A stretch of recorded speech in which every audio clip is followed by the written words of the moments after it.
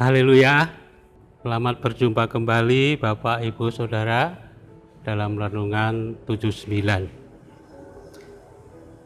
Rise up, bangkit, bergerak, berdampak. Bapak Ibu yang dikasihi Tuhan, terima kasih kalau dengan setia Bapak, Ibu, Saudara mengikuti Renungan 79.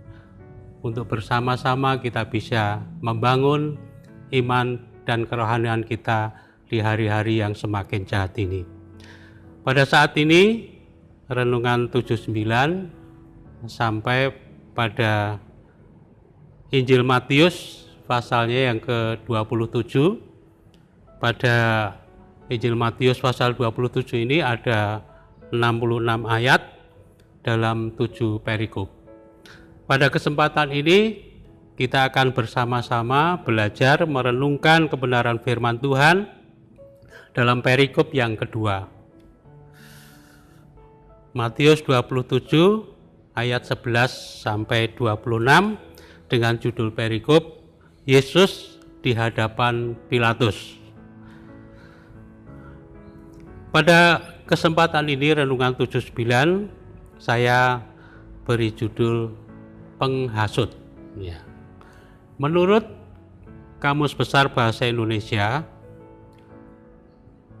menghasut itu memiliki arti membangkitkan hati orang untuk marah, untuk melawan, untuk memberontak, dan sebagainya.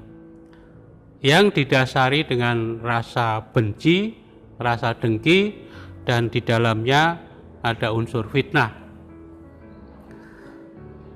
Penghasut artinya adalah orang yang menghasut atau melakukan penghasutan. Mari pada kesempatan ini kita akan melakukan OIA, observasi, interpretasi, dan aplikasi. Mengawali, mari kita akan baca dari ayat yang terdapat di dalam Injil Matius pasal 27 ayat yang ke-20. Kita akan baca bersama-sama, Bapak, Ibu, Saudara bisa lihat di Alkitab masing-masing. Matius 27 ayat 20. Tetapi oleh hasutan imam-imam kepala dan tua-tua, orang banyak bertekad untuk meminta supaya Barabas dibebaskan dan Yesus dihukum mati. Bapak Ibu yang dikasihi Tuhan, mari kita akan melakukan observasi. Tokoh-tokoh yang terlibat di dalamnya tentunya ada Tuhan Yesus, ada wali negeri yaitu Pilatus, ada imam-imam kepala, ada tua-tua Yahudi, dan secara tersirat saya yakin di dalamnya ada orang-orang Farisi, orang-orang Saduki, karena mereka itu selalu ada setiap Yesus ada untuk melakukan kritikan-kritikan. Dan juga di dalamnya ada orang banyak atau massa. Waktu adalah menjelang hari Paskah. Peristiwa yang terjadi adalah Tuhan Yesus ditangkap dan dihadapkan kepada wali negeri yaitu Pilatus, yang sebelumnya Tuhan Yesus sudah dihadapkan dan diinterogasi di Mahkamah Agama Yahudi. Lanjut kita akan melakukan interpretasi. Dari sidang Mahkamah Agama, Yesus kemudian dihadapkan kepada Pilatus.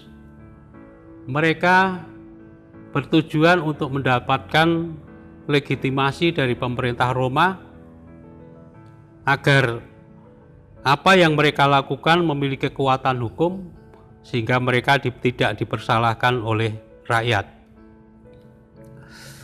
Penghasut itu bagaikan racun yang bisa mematikan, membunuh, merusak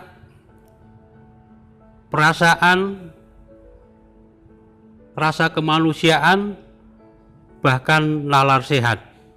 Dalam hal ini dibuktikan karena hasutan imam-imam dan tua-tua Yahudi, masa lebih memilih Yesus yang disebut Barabas untuk dibebaskan daripada Yesus yang disebut Kristus, di mana Yesus yang disebut Barabas itu adalah orang yang terkenal jahat, sedangkan Yesus yang disebut Kristus adalah pribadi yang selalu berbuat baik, melakukan mujizat, dalam kesehariannya tidak melakukan kejahatan, namun masa saat itu menghendaki untuk Yesus yang disebut Barabas untuk dibebaskan, sedangkan Tuhan Yesus Kristus untuk disalibkan.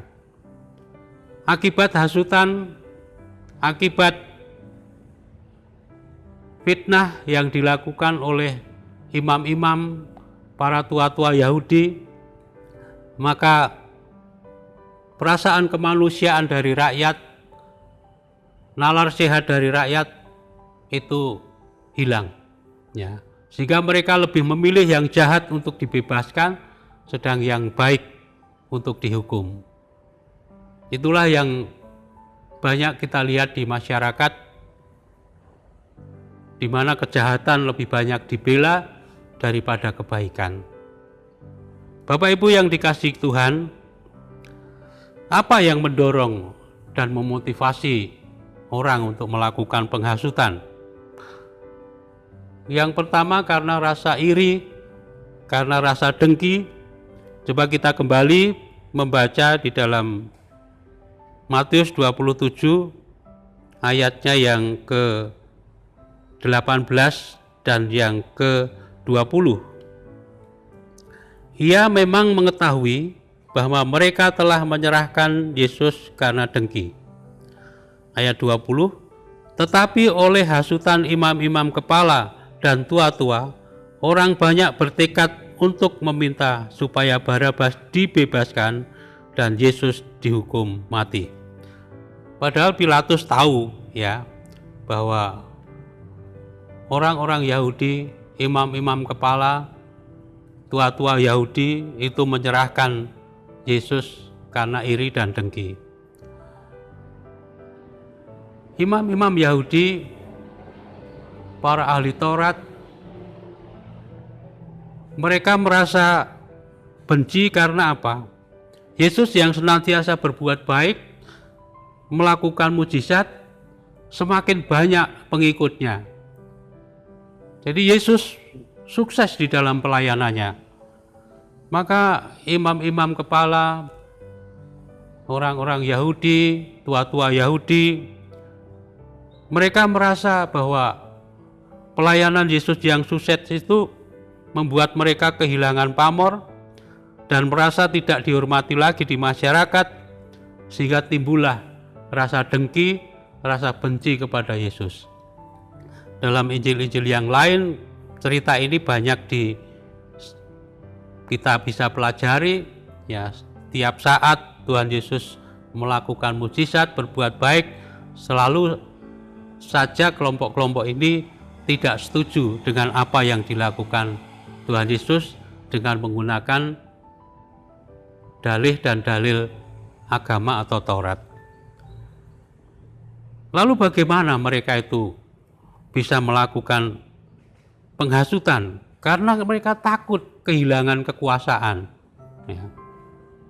Apa yang dikerjakan oleh Tuhan Yesus dalam peristiwa Tuhan menyucikan bait Allah, ya, maka mereka merasa bahwa itu sudah menekan, menghilangkan kewenangan mereka untuk mendapatkan keuntungan ekonomi. Lalu yang kedua, bagaimana mereka menghasut? Dengan cara mereka memberitakan, menyampaikan kabar bohong.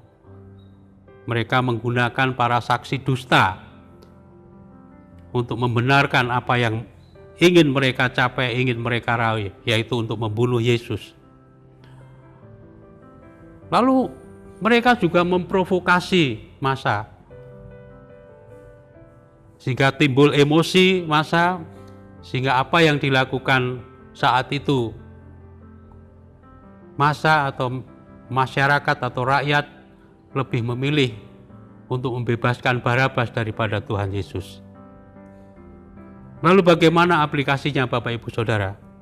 Agar kita tidak menjadi penghasut.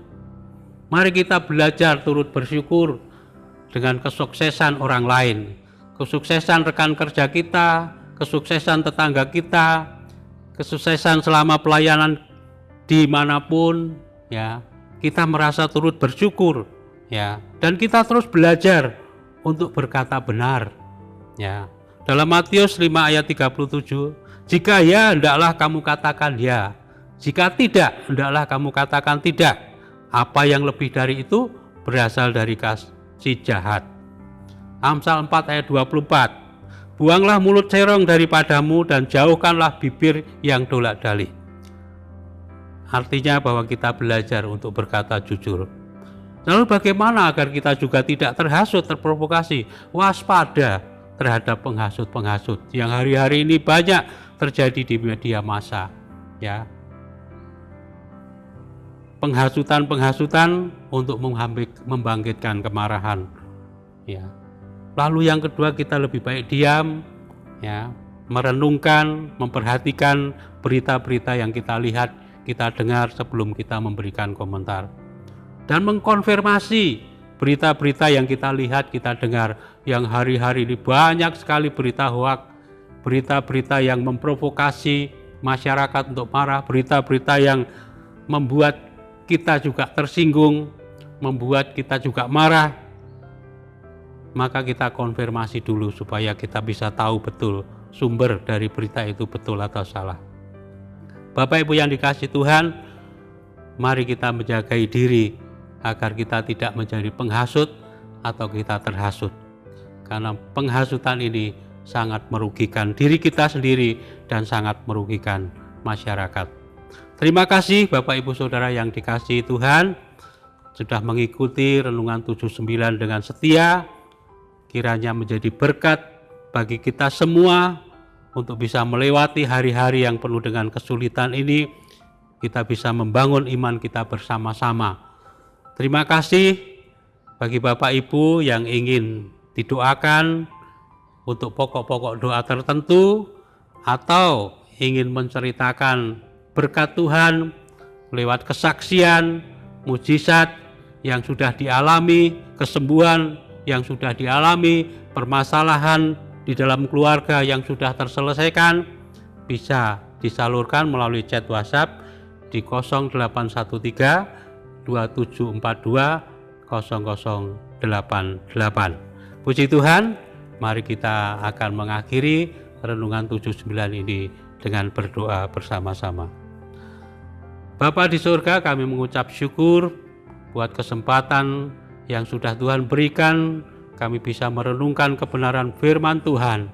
Kiranya Tuhan menolong kami supaya kami tidak menjadi penghasut yang dapat menghancurkan kehidupan masyarakat, kehidupan gereja, dan juga kami tidak terhasut yang bisa merugikan kehidupan kami sendiri. Tuhan memberkati semua anak-anak Tuhan yang sudah mendengarkan Renungan 79 pada kesempatan ini. Apa yang menjadi pergumulan, permasalahan, persoalan, Tuhan sendiri akan mengulurkan tangan untuk menolong dan memberikan kemenangan. Terima kasih Tuhan. Kiranya keluarga GPDI LSAD Magelang memelihara harta yang indah yang Engkau percayakan kepada keluarga GPDI LSAD Magelang oleh Roh Kudus yang diam di dalam keluarga GPDI LSAD Magelang. Terima kasih Tuhan, kami mengucap syukur di dalam berkat nama Tuhan Yesus Kristus. Haleluya.